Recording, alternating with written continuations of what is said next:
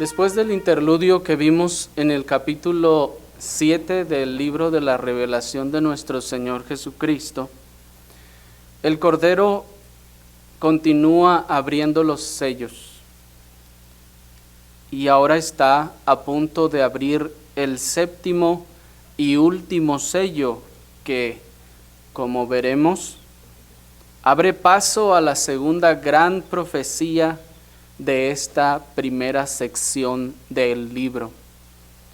Acompáñenme a leerlo en el libro de la revelación de nuestro Señor Jesucristo, en el capítulo 8, del versículo 1 al versículo 6. Vayamos juntos a la revelación de nuestro Señor Jesucristo, capítulo 8, versículo 1, y vamos a leer hasta el versículo 6. Dice la palabra del Señor. Cuando abrió el séptimo sello, se hizo silencio en el cielo como por media hora. Y vi a los 7 ángeles que estaban en pie ante Dios, y se les dieron 7 trompetas. Y otro ángel vino entonces y se paró ante el altar con un incensario de oro, y se le dio mucho incienso para añadirlo a las oraciones de todos los santos, sobre el altar de oro que estaba delante del trono. Y de la mano del ángel subió a la presencia de Dios el humo del incienso con las oraciones de los santos. Y el ángel tomó el incensario y lo llenó de fuego del altar y lo arrojó a la tierra. Y hubo truenos y voces y relámpagos y un terremoto. Y los 7 ángeles que tenían las 7 trompetas se dispusieron a tocarlas. Hasta ahí. Vamos, hermanos, en esta ocasión a ver este séptimo y último sello, y al hacerlo vamos a tomar los 3 elementos principales que encontramos en esta visión. Vamos a considerar primero el primer elemento, que sería en sí mismo el séptimo sello. Después vamos a ver, con la ayuda del Señor, el incensario y el incienso que se ofrece. Y por último vamos a ver las 7 trompetas. Como ustedes se dan cuenta, esta sección es una transición. El séptimo sello presenta un cambio en el panorama profético de esta sección. Es decir, se constituye en el puente entre la primera y la segunda gran profecía. A partir de aquí, entramos en la tercera y última subsección de la primera división del libro de Apocalipsis. Si ustedes se acuerdan, hace tiempo vimos que este libro se puede dividir en 2 grandes secciones. Y la primera tenía 3 subsecciones, dijimos. La primera subsección era Cristo en medio de los 7 candeleros de oro, que ya vimos del capítulo 1 al capítulo 3. La segunda subsección era el libro sellado con 7 sellos, que comprende del capítulo 4 al capítulo 7. Y esta última y tercera subsección, que se conocerá como las 7 trompetas de juicio, que abarcará del capítulo 8, como estamos observando, hasta el capítulo 11. Así pues, entonces, hermanos, ya estamos en la última fase o la última parte de la primera sección o gran división del libro del Apocalipsis. Y a medida que vamos avanzando, vamos a ir viendo que los símbolos se van haciendo más complicados de leer y de entender. Pero con la ayuda del Señor vamos a ir dilucidando todas estas cosas a la luz de los textos paralelos en la Escritura y del contexto general de la Escritura. Es necesario, hermanos, que tengamos claro que aunque el séptimo sello conecta la primera gran profecía con la segunda, esto es solo en un sentido artístico, es decir, como si fuese una obra de arte y no en un sentido matemático ni cronológico. Ustedes recordarán que vimos que en esta primera sección hay 3 grandes profecías, ¿se acuerdan? Dijimos que las 3 grandes profecías eran los 7 sellos, las 7 trompetas, y vimos también, o mencionamos como la tercera gran profecía, las 7 copas. En esta primera gran profecía, en donde se narran los 7 sellos, llegando al último sello, si ustedes notan, el último sello es como la introducción a la siguiente profecía. Es decir, pareciera como si el último sello no estuviese revelando grandes cosas como los otros sellos anteriores. Sin embargo, ciertamente, hermanos, lo está haciendo. Pero, como les decía, este séptimo sello es la última parte de la sección profética primera, pero a la vez se constituye en el puente que nos traslada a la siguiente gran profecía, pues como ustedes vieron, después de ese silencio que ocurre al abrirse el séptimo sello, entonces ve a 7 ángeles que reciben 7 trompetas. ¿Se dan cuenta? Como si el séptimo sello fueran los 7 ángeles. Sin embargo, es más bien que se está haciendo una amalgama o un puente entre la última profecía o el último sello de la primera profecía y, en este caso, la entrada o la introducción de la segunda profecía, que son las 7 trompetas.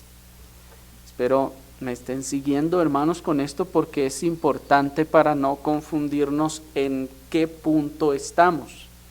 Pues esto lo estamos mencionando para que podamos darnos cuenta en qué parte estamos del Apocalipsis y no nos perdamos. Es como cuando vamos al zoológico y ya ven que hay ahí algunos anuncios que le dicen: usted está aquí, si usted quiere ir a tal lado o tal lado, pues esta es la ruta y este es el camino. Y ya uno va y dice: estamos aquí. Bueno, tal vez los que no conocen mucho el zoológico pueden perderse y con esos anuncios pueden darse cuenta: estamos aquí y vamos hacia allá, o todavía nos falta esto o esto otro. Así pues, hermanos, estamos procurando que nos podamos situar exactamente en dónde estamos para saber lo que sigue. Ahora, hemos dicho pues que este séptimo sello es ese puente entre la primera y la segunda profecía. Sin embargo, cuando mencionamos que es un puente, no lo decimos en un sentido literal, no lo decimos en un sentido cronológico, sino lo decimos en un sentido artístico. Es decir, así como artístico en el sentido de una melodía, por ejemplo, de una obra de arte musical, en donde algunas notas finales de una sección o de una pieza dan lugar o abren el paso a la siguiente pieza o a la siguiente sección de esa gran melodía. Y de esta forma es como debemos entenderla, y no en un sentido cronológico, es decir, no debemos pensar que los 7 las 7 trompetas siguen a los 7 sellos. No, eso no es así. ¿Me están siguiendo? No debemos pensar pues que eso es algo cronológico, que acaban los 7 sellos y entonces comienzan las 7 trompetas en un sentido cronológico o en el tiempo. No, esto no es así. Lo que debemos pensar de las 7 trompetas es que esta es una profecía independiente que vamos a ver, insisto, no sigue a los sellos de manera cronológica, sino que ambas, tanto la profecía de los 7 sellos como la profecía de las 7 trompetas, corren juntas a todo lo largo de la era neotestamentaria hasta la segunda venida de Cristo. ¿Sí? Así que ambas corren juntas a todo lo largo de la era neotestamentaria hasta la segunda venida de Cristo. No decimos que son simultáneas, puesto que los acontecimientos no van a coincidir en el tiempo de manera cronológica. Sin embargo, ambas parten o salen del mismo punto y corren a su propia velocidad y a su propio paso hasta llegar al hito de la segunda venida de nuestro Señor Jesucristo. Así que, bien, vayamos al 7º sello, pues. Inmediato a la apertura del 7º sello, encontramos que hay un silencio en el cielo como por media hora. ¿Se fijan? Versículo 8. Cuando se abrió el 7º sello, se hizo silencio en el cielo como por media hora.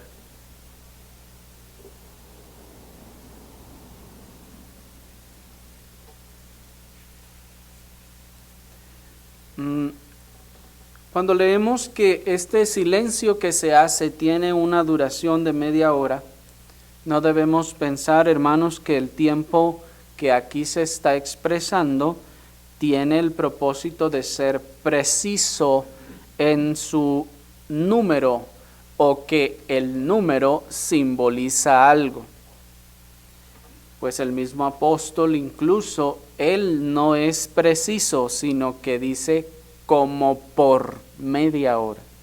¿Se fijan? De manera que, aunque no nos vamos a tratar de cuestionar cuánto sería media hora para su tiempo o en qué tipo de reloj lo estuviera midiendo, la realidad es que la media hora que se expresa aquí no busca ser un símbolo per se, el número de media hora, ni el número mismo, de manera que alguien pueda decir, bueno, media hora son 30 minutos, 30 es 3 por 10, 3 dijimos que ahí está la Trinidad, y no, hermanos, no se trata de eso. ¿Me explico? En este caso, este número no está mostrándonos ningún símbolo en particular, más que expresarnos una situación o un evento que está ocurriendo. ¿Y qué está diciéndonos esto? Bueno, notemos algo. Mientras que en la apertura de los demás sellos se oyeron voces cuando se abrió, se oyeron truenos cuando se abrían, se oían caballos galopando cuando se abrían los otros sellos, cuando se abrió otros sellos hubo un gran terremoto, por ejemplo. Aquí se nos dice que cuando se abre el sello, opuesto a todo lo anterior, hay un gran silencio. ¿Sí me explico? Démonos entonces cuenta que lo que se busca aquí más que otra cosa es expresar el contraste con los demás sellos. mientras que en los demás sellos hubo truenos, hubo caballos galopando, hubo terremotos, hubo voces, hubo estruendo, es decir, hubo actividad. En cuanto el sello se abría, había actividad que el apóstol observaba. Aquí se abre el último sello y no hay nada de actividad. ¿Me explico? Eso es lo que está buscando que se quede en nuestra mente. Esto es algo muy diferente a todo lo demás, porque todo lo demás estuvo manifestándose de una forma, se veía movimiento, se veía una actividad. Ahora que se abre este último, no hay nada. Hay un gran silencio. Y el hecho de que sea por media hora o aproximadamente media hora, no se está diciendo sobre lo intenso de este silencio. Así que podemos entender pues que este silencio y su duración tienen el propósito de manifestar tanto la reverencia a causa de la presencia del Señor y lo solemne de lo que está a punto de suceder. ¿Por qué se hace silencio en el cielo? Bueno, los comentaristas dicen, porque Habacuc 2:20 nos dice: mas el Señor está en su santo templo, calle delante de él toda la tierra.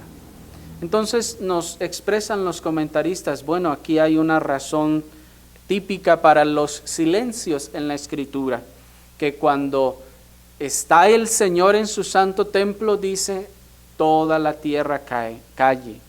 Cuando un juez entra al salón de juicio, todos se ponen en pie y guardan silencio. ¿Me explico?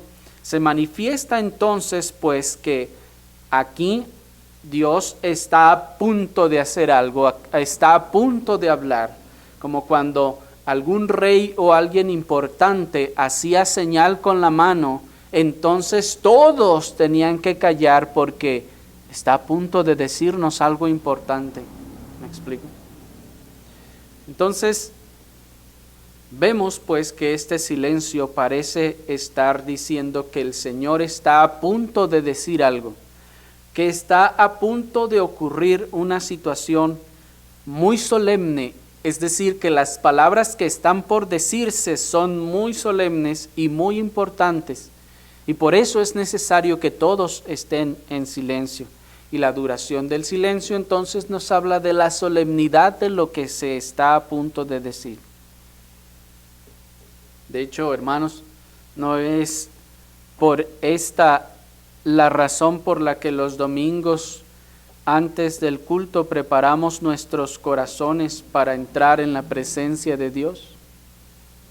Y no estamos antes del culto platicando, hablando, válgame la expresión, bobeando, es decir, volteando para todos lados a ver qué vemos o a ver qué pasa, sino que cuando llegamos, desde que llegamos, de hecho nos esforzamos por llegar temprano con el objetivo de estar antes de, para fin de poder luchar con nuestros corazones, para poder apaciguar nuestras emociones y nuestros pensamientos para que estén centrados y enfocados en lo que vamos a hacer, porque venimos a la casa de Dios, ¿no es así?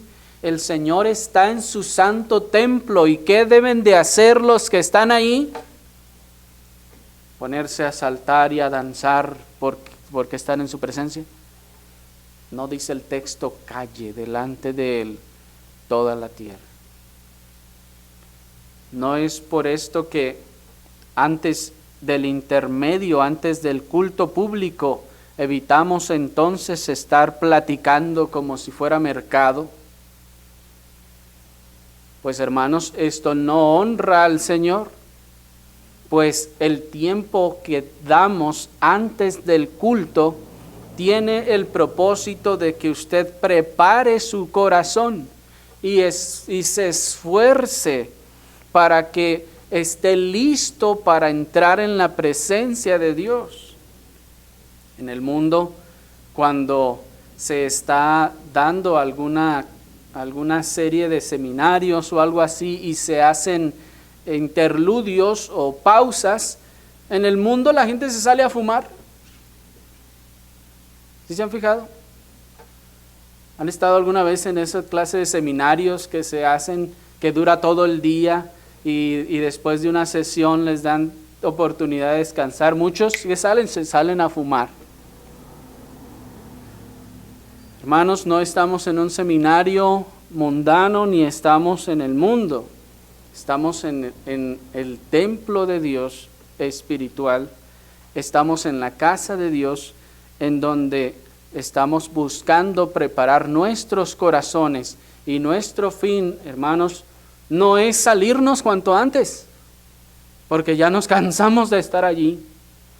¿No dice el salmista que es mejor estar un día en tus atrios que 1000 fuera de ellos? Pero cuando, hermanos, más bien estamos buscando a ver a qué hora salimos disparados del lugar de reunión, estamos mostrando lo que hay en nuestro corazón. Además de que no estamos procurando la reverencia necesaria y la preparación de nuestros corazones para lo que estamos a punto de hacer, rendir adoración al Dios infinitamente santo, delante de cuya presencia, si nos presentáramos así como estamos, corremos el riesgo de ser fulminados en un instante. Podemos venir, hermanos, sin preparación. No podemos venir irreverentemente y de cualquier forma. Pues el Señor está en su templo y calle delante de Él toda la tierra. No es por esta presencia especial de Dios que también nosotros evitamos todo exabrupto durante el culto de adoración pública. Estamos en el culto de adoración pública, hermanos, y evitamos todo exabrupto posible. No es el momento para estar andando de acá para allá, o yendo y viniendo al baño, o andando haciendo alguna que otra cosa. Es el momento para adorar al Señor. Fuimos al baño antes si lo necesitábamos. No significa que si necesita ir, no lo haga. Pero hermanos, si ustedes estuvieran delante del presidente y están exponiendo su caso, se paran y le dicen, espéreme, ahorita voy al baño, espéreme, luego vengo, no se me va a enojar. ¿Ustedes creen que los va a volver a recibir si se salen y se van al baño? Lo que estoy diciendo no es que no deba ir al baño, sino que si usted sabe a lo que va, se va a preparar para lo que va. Porque el Señor está en su santo templo. Calle delante de Él toda la tierra. Y es ese solemne silencio, hermanos, y es esa solemnidad la que ocurre en este momento cuando el séptimo sello es abierto. La presencia especial de Dios exige un silencio reverente.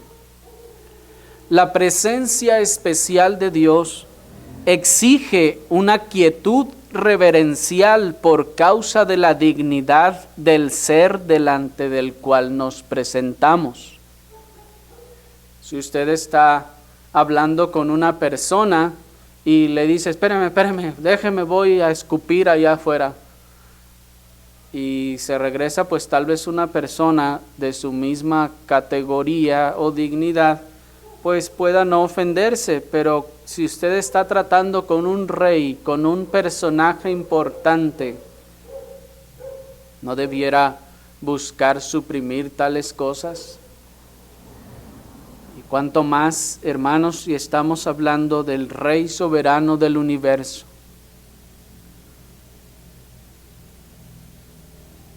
Pero en esta ocasión, el levantamiento del Todopoderoso de su trono exige gran silencio y reverencia por la naturaleza solemne y severa de los eventos que están por anunciarse. ¿Y qué eventos están por anunciarse? Los eventos que están por anunciarse, hermanos, son grandes y terribles juicios sobre la tierra.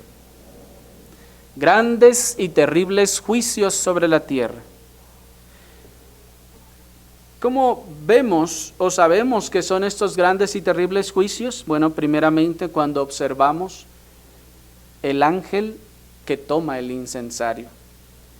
Y pasemos así al segundo gran elemento de esta visión, del comienzo de esta visión, que es el ángel con el incensario. Miren el versículo 2. Vi a los 7 ángeles que estaban en pie ante Dios y se les dieron 7 trompetas. Otro ángel vino entonces y se paró ante el altar con un incensario de oro, y se le dio mucho incienso para añadirlo a las oraciones de todos los santos sobre el altar de oro que estaba delante del trono. Y de la mano del ángel subió a la presencia de Dios el humo del incienso con las oraciones de los santos. Y el ángel tomó el incensario y lo llenó del fuego del altar y lo arrojó a la tierra, y hubo truenos y voces y relámpagos y un terremoto. ¿Se fijan? Bien, ¿cómo podemos entender esto? Primeramente, los versículos 2, 3 y 4 son preparativos para los acontecimientos que describen los versículos 5 y 6. Es decir, en los versículos 3 y 4 se dota de los elementos necesarios para que se ejecuten los acontecimientos del versículo 5. ¿Me siguen? Miren el versículo número 3 y versículo número 4. Otro ángel vino entonces y se paró ante el altar con un incensario. ¿Y qué se le da? Se le da incienso, ofrece el incienso mezclado con las oraciones de los santos, y enseguida, ¿qué hace con eso que se le da? Versículo 5, toma fuego del altar y lo arroja a la tierra.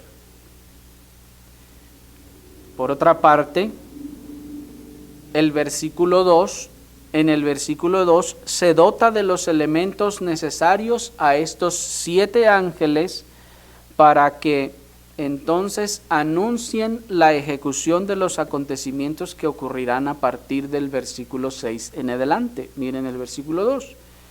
Y vi a los 7 ángeles que estaban en pie ante Dios y se les dieron 7 trompetas. Nos vamos hasta el verso 6 y dice: y los 7 ángeles que tenían las 7 trompetas se dispusieron, dice, a tocarlas. Así pues, hermanos, entonces, estos versículos unos preparan los acontecimientos para lo que va a suceder enseguida. En cuanto al ángel que tiene el incensario, mucho se ha supuesto, hermanos, sobre la identidad de este ángel. Algunos han supuesto que este ángel sería el arcángel Miguel. Otros han pensado que este ángel que trae el incensario y al que se le da mucho incienso para añadirlo a las oraciones de los santos, sería el mismo que en el capítulo anterior traía el sello del Dios vivo. ¿Se acuerdan? Y otros, por su parte, mejor conocidos como preteristas, han supuesto también que se trata de Constantino y dicen que este ángel que está aquí con el incensario representa a Constantino. Estos, como les decía, son conocidos como preteristas, ya que dan una interpretación de todos estos acontecimientos. Ellos han venido dando una interpretación de todos estos sellos, una interpretación que según ellos ocurrió en el pasado con la destrucción de Jerusalén y el dominio del Imperio Romano. Sin embargo, otros consideran que se trata de nuestro Señor Jesucristo mismo en su oficio sacerdotal, purificando las oraciones de los creyentes y ofreciéndolas como aceptables, como incienso de olor grato delante del trono de Dios. Y si nos detenemos a considerar esta afirmación, la verdad es que tiene sentido, pues nos dice que se le da mucho incienso, agrega este incienso a las oraciones y Él es el que presenta, dice, de la mano del ángel subió a la presencia de Dios el humo del incienso de las oraciones de los santos. Y dado que, como vamos a ver, lo que ocurre después es la respuesta a estas oraciones, entonces muchos han supuesto que este ángel es Cristo. Sin embargo, aunque la figura es aceptable, no pensamos que haya los suficientes elementos para dar por indiscutible esta interpretación. Así que nos vamos a limitar a solo ver un ángel en esta porción y no a nuestro Señor Jesucristo. Aunque, insisto, bien la figura puede aplicar claramente al Señor. Este ángel, noten, se para delante del altar. ¿Cuál altar? Del sacrificio, pensamos. Y decimos que del sacrificio al margen de toda la controversia que también se ha levantado sobre si se trata del altar del incienso o se trata del altar del sacrificio. Pues unos han dicho, no, es que se para delante del altar del incienso, pues está con el incienso. En cambio, también se considera que está delante del altar del sacrificio, pues luego nos dice en el versículo 5, y el ángel tomó el incensario y lo llenó del fuego del altar, de donde entendemos entonces que él está tomando carbones encendidos, pues no está agarrando el fuego en sí. Cuando dice el fuego se refiere a los carbones encendidos y los está echando en el incensario, cosa que hicieron, por ejemplo, Nadab y Abiú, ¿se acuerdan? Cuando el Señor les destruye es porque ellos, dice el texto, que tomaron fuego extraño. ¿Qué era fuego extraño? Se refería a las brasas, a los carbones encendidos con fuego de un lugar que no era el altar del sacrificio, donde se había sacrificado el cordero en holocausto. De manera entonces que ya que este ángel toma estas brasas, estos carbones encendidos del altar y los coloca en su incensario, podemos pensar que este altar se refiere al altar del sacrificio. Este ángel, notan ustedes que dice que recibe mucho incienso. ¿Para qué? Para añadirlo, en este caso, a las oraciones de los santos y así ofrecerlos ante la presencia de Dios. En capítulos anteriores vimos que nos dice la Escritura que el incienso y el humo que sube son las oraciones de los santos, ¿se acuerdan? Ya habíamos visto que este incienso es un símbolo también de las oraciones de los santos y se le da mucho, puesto que son muchas las oraciones de los santos. Un dato interesante, hermanos, es que el típico incienso que conocemos y que se piensa que sería el mismo en el que estaba pensando o que conocía el apóstol Juan, es una resina de olíbano que proviene de un árbol conocido como Boswellia sacra, y que también es conocido con el nombre, es decir, este incienso es conocido con el nombre de lágrimas de olíbano. ¿Y saben por qué del nombre? Pues porque para obtener esta resina de este árbol, se tiene que golpear al árbol, se tiene que herir al árbol, y su llanto es la resina que se conoce como el incienso de olíbano. ¿Han visto ustedes que hay árboles a los que les sale como una goma? Es una resina.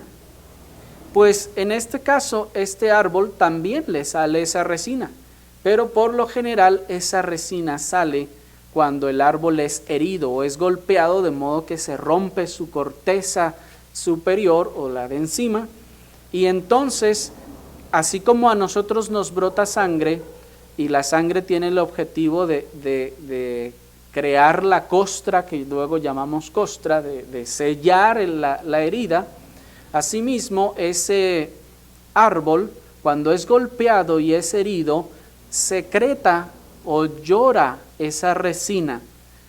Esa resina se escurre y luego se recolecta, le hacen algún tratamiento, y esa resina es la que se pone en el carbón y genera ese humo y ese olor. Cosa tan interesante, hermanos, que se llama también pues lágrimas de olíbano. Y qué cosa, hermanos, tan poética aún es que el Señor ha también simbolizado las oraciones de los santos como este incienso que sube delante de la presencia del Señor.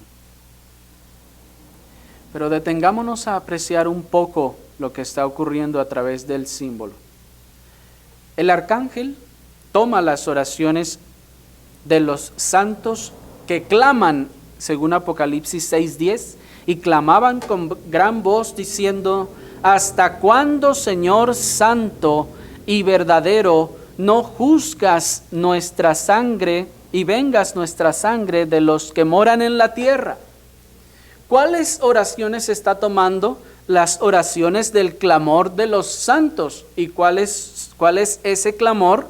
Según el capítulo 6, versículo 10, es que están clamando a gran voz: ¿hasta cuándo, Señor santo y verdadero, no juzgas y vengas nuestras sangres? ¿Se están fijando? Entonces, acaba en un sello anterior que se abrió, están allí las almas, están al pie del altar, ¿se acuerdan? Como la sangre derramada, y están clamando al Señor: ¿hasta cuándo, Señor, no juzgas estas cosas? Entonces aparece el ángel con el incensario, se le da mucho incienso para añadir a esas oraciones que están elevando esos que están allí, a ese clamor que se está elevando, y entonces las junta, las mezcla y las ofrece delante de Dios. Noten que el versículo 4 nos dice que estas oraciones suben y son recibidas por Dios mismo como incienso de olor grato, dice, y de la mano del ángel subió a la presencia de Dios el humo del incienso con las oraciones de los santos.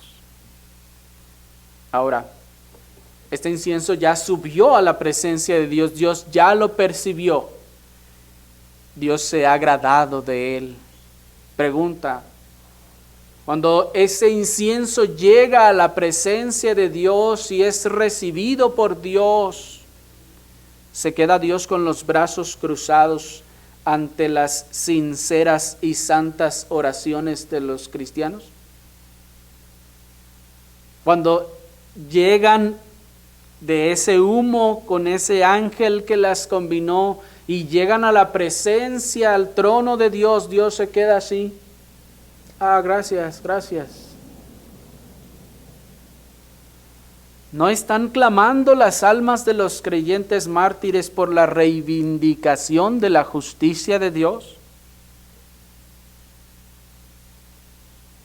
¿Acaso no habrá ningún tipo de respuesta a sus oraciones? Oh, claro que lo hay, hermanos. Miren el versículo 5. Y el ángel tomó el incensario y lo llenó de fuego del altar. ¿Y cuál fue la respuesta? Lo llenó del fuego del altar y lo arrojó a la tierra. Y hubo truenos y voces y relámpagos y un terremoto. He aquí la respuesta. Aquí está la respuesta a las oraciones que acaban de llegar ante la presencia de Dios. Los juicios de Dios son enviados a la tierra y aquí son representados por medio de símbolos estremecedores. Así que el silencio que introdujo todo este sello tenía el fin de prepararnos para el carácter terrible de los juicios que se describirían enseguida. Nos dice en ese sentido el comentarista William Hendrickson, este silencio hace mucho más solemne las manifestaciones de la ira de Dios. Tan espantosa y terrible es esta retribución inicial que está por infringirse a los impíos, que los habitantes del cielo por mucho tiempo, media hora, se quedan asombrados, mudos, sorprendidos y atónitos. Así que, hermanos, esta es la respuesta. El séptimo sello entonces se abre para decirnos las oraciones que los santos elevan delante del trono de Dios, suben y llegan de hecho y de cierto a la presencia de Dios. Y cuando Dios las percibe, nos está diciendo el Señor mismo. Noten esto, hermanos, Dios nos está haciendo saber. Sepan ustedes que cuando sus oraciones llegan aquí, de inmediato ocurre una respuesta. Esta respuesta entonces es enviada a la tierra en forma de juicios. Estos juicios son representados en el versículo 5. Noten cómo truenos, voces o gritos, truenos, gritos y relámpagos y un terremoto. No vamos a detenernos a buscar un significado particular para cada uno de estos símbolos, hermanos, pues las calamidades que están por venir, que están por ser anunciadas para los moradores de la tierra, nos van a describir con más detalle estas calamidades que aquí son simbolizadas como truenos, gritos, relámpagos y terremotos. Así que vamos a ver más bien, o vamos a centrarnos en lo que simbolizan entonces cada una de las 7 trompetas. Pasemos entonces por último, hermanos, al versículo número 6, que nos habla sobre la preparación de estas 7 trompetas. Dice, y los 7 ángeles que tenían las 7 trompetas se dispusieron a tocarlas. Hasta ahí. Esto es solo la introducción, hermanos. Con la ayuda del Señor vamos a ir viendo cada una de las trompetas a partir del próximo domingo, si el Señor nos concede. Solo que vamos a ver a manera introductoria un poco sobre las 7 trompetas de manera general. Aunque hoy en día las trompetas tengan un uso preponderantemente musical, en la antigüedad y en la escritura, las trompetas tenían más bien un uso más formal y solemne. Hoy en día no podemos imaginar una trompeta que no sea con una persona haciendo música, o bailando, o amenizando alguna pieza musical. Así es como imaginamos las trompetas, pero en aquel tiempo, hermanos, en la antigüedad, las trompetas no tenían ese uso extendido como lo tienen hoy. En la antigüedad, las trompetas eran más bien instrumentos cuyo uso era más formal y solemne. Las trompetas se utilizaban, por ejemplo, para avisar cuando venía algún enemigo. Las trompetas, se tocaba la trompeta. En la guerra también, las trompetas se utilizaban para dar instrucciones al ejército sobre qué era lo que debía de hacer. Se utilizaban tanto banderas como sonidos. Se utilizaba una trompeta para dar el aviso de salir a la guerra o que tal escuadrón saliera, y también se tocaba la trompeta para llamar a la retirada, porque si alguno gritaba retirada, retirada, pues ¿cuándo lo iban a oír aquellos que están allá no sé cuántos cientos de metros más allá luchando? Se usaban entonces las trompetas con ese fin. En el templo se utilizaban para anunciar las solemnidades, las santas convocaciones y los sacrificios, entre otras cosas. Cuando Salomón construye el templo, dice la Escritura que el atrio era tan grande y cabían tantas personas que se tenían que poner cantores. Hoy en día, de hecho, en base a eso muchos justifican el uso de los coros en las iglesias. Sin embargo, la razón por la que en aquel tiempo se instalan los cantores era porque eran cientos de miles de personas, hermanos. ¿Se imaginan ustedes cientos de miles de personas reunidas en un solo lugar, en una sola explanada? No había micrófonos ni había bocinas. ¿Cómo hacía para que el que está allá, tal vez hasta 1 kilómetro más allá, sepa qué está pasando aquí en el templo? Bueno, en el caso de los cantores se colocaban en una forma estratégica para que si el pueblo iba a cantar, se cantara en uniformidad. Pues imagínense, si desde acá al frente uno empieza a cantar y el que lo oye, pues se trata de acoplar, hay un desfase de tiempo, ¿me explico? Y los que están allá a 1 kilómetro ya apenas van en la primera estrofa y los de adelante ya van en la segunda, ¿sí me explico? Se buscaba entonces solucionar este tipo de dificultades poniendo este tipo de personajes. Ahora, la trompeta entonces tenía el objetivo de avisarle a todos, los que incluso no alcanzaban a ver, qué está pasando y que ya iba a comenzar, por ejemplo, el sacrificio. Tenían que hacer alguna reverencia particular y entonces se anunciaba, porque si no lo ve, pues ¿cómo se va a dar cuenta? Estoy explicando. Asimismo también se tocaba la trompeta para convocar a las solemnidades en el templo. Y es en este sentido, a saber, en el que este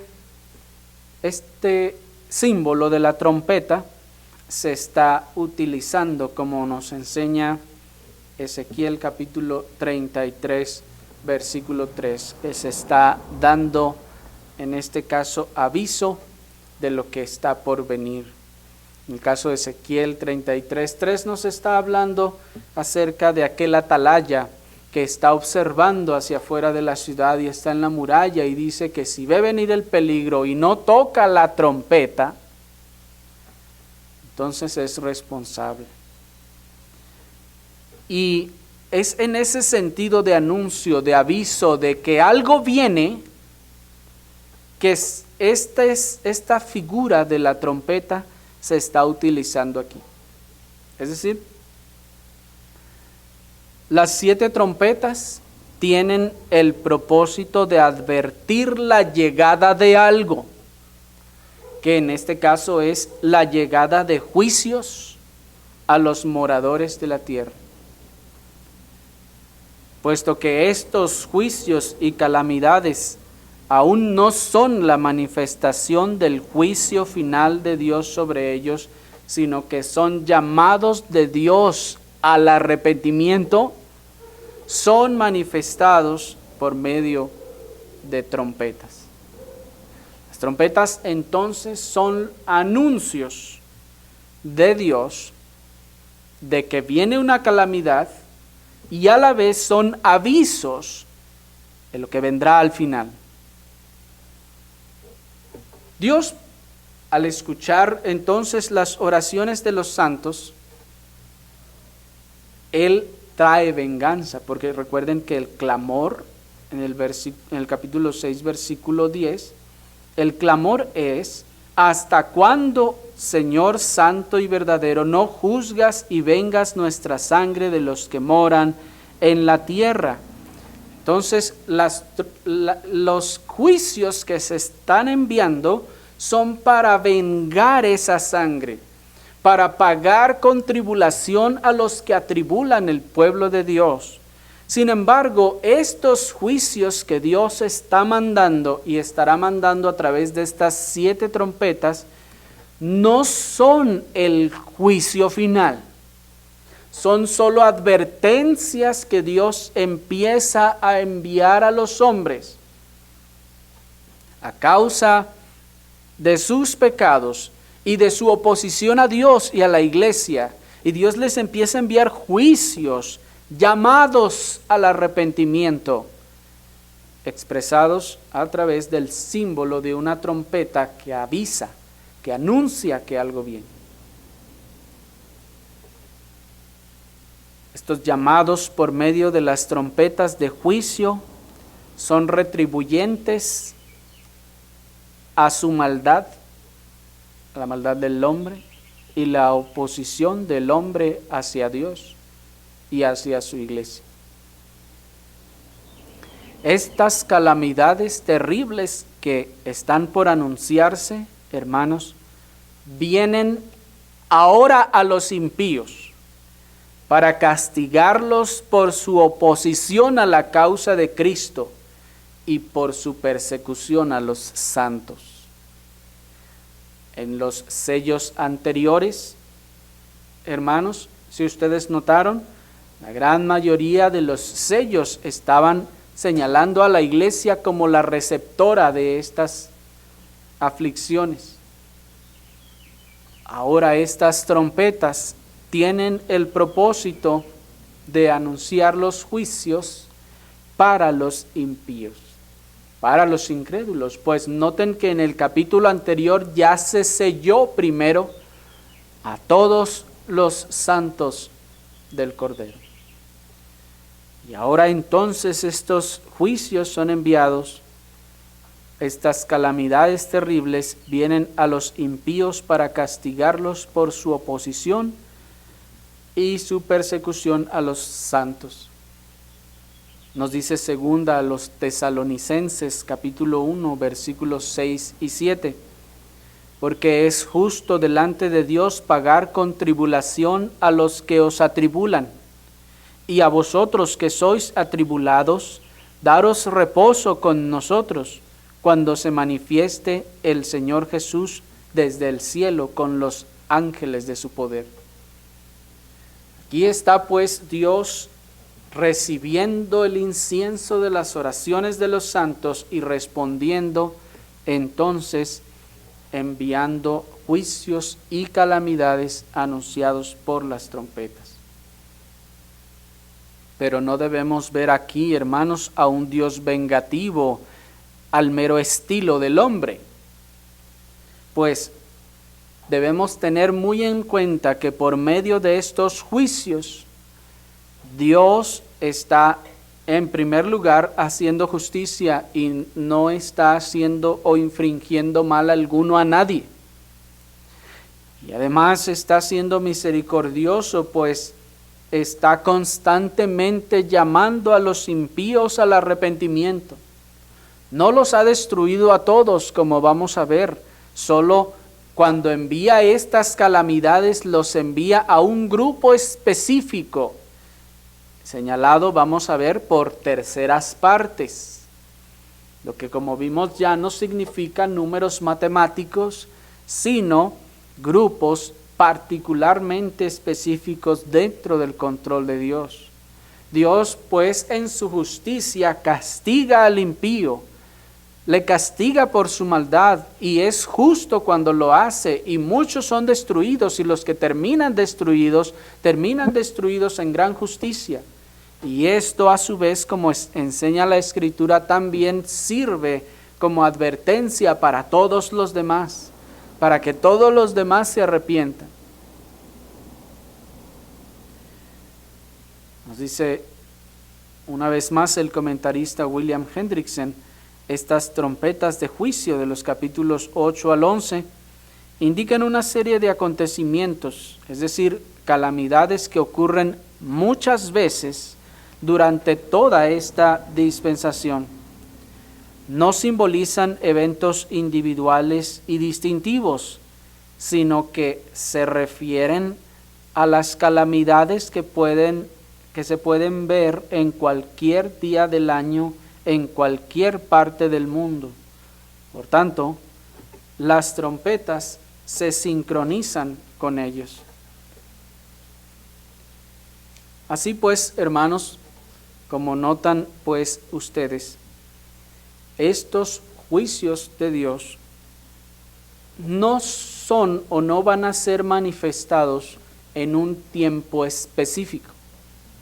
No debemos pensar que entonces hay un momento en el que Dios manifiesta todas estas señales en la tierra. No. Por eso les decía al principio que los 7 sellos no destapan las 7 trompetas de manera cronológica, sino que los 7 sellos van a correr juntos con las 7 trompetas a lo largo de toda esta era neotestamentaria hasta la venida de Cristo. De manera que tampoco podemos asociar estos eventos con alguna época previa a la venida de nuestro Señor, que hubiera alguna especie de cataclismos antes del fin del mundo representados por estas trompetas, que es de hecho la forma en la que se interpretan estas trompetas hoy en día en el evangelicalismo de nuestro tiempo. Se dice que todas estas cosas van a ocurrir, dicen ellos, en la gran tribulación, o que van a venir previo a que nuestro Señor Jesucristo aparezca. Sin embargo, hermanos, esto no es así, sino que estos avisos de Dios no son distintivos o particulares de alguna época, sino que Dios los está enviando en todo el tiempo, una y otra vez nos va a mandar esos truenos, va a mandar esas voces, esos relámpagos y esos terremotos, y esas aflicciones van a estar siendo enviadas por toda la tierra una y otra vez de parte de Dios como avisos y llamados al hombre impío a que se arrepienta. Así pues, hermanos, debemos descansar nosotros. Debemos descansar en la realidad que nos muestra la Escritura de que todos estos grandes males y calamidades que escuchamos y que oímos cada vez que encendemos la televisión para ver las noticias, todas estas cosas no son otra cosa que las trompetas de Dios, trayendo juicio de advertencia a los incrédulos para que se arrepientan. Y lo hace y lo seguirá haciendo durante toda esta era neotestamentaria. Y es muy claro, hermanos, muchas personas, como hemos dicho, ya no quieren oír noticias porque dicen, pues es que se oyen puras malas noticias. Y solamente mal y más mal, ya no quiero yo oír esas cosas. Pero un día ustedes hagan la prueba, enciendan las noticias y véanlas o escúchenlas. Y ustedes van a ir fácilmente, hermanos, no se necesita gran discernimiento. Fácilmente van a ir identificando las trompetas de juicio de Dios enviados a la tierra, los llamados de Dios al arrepentimiento.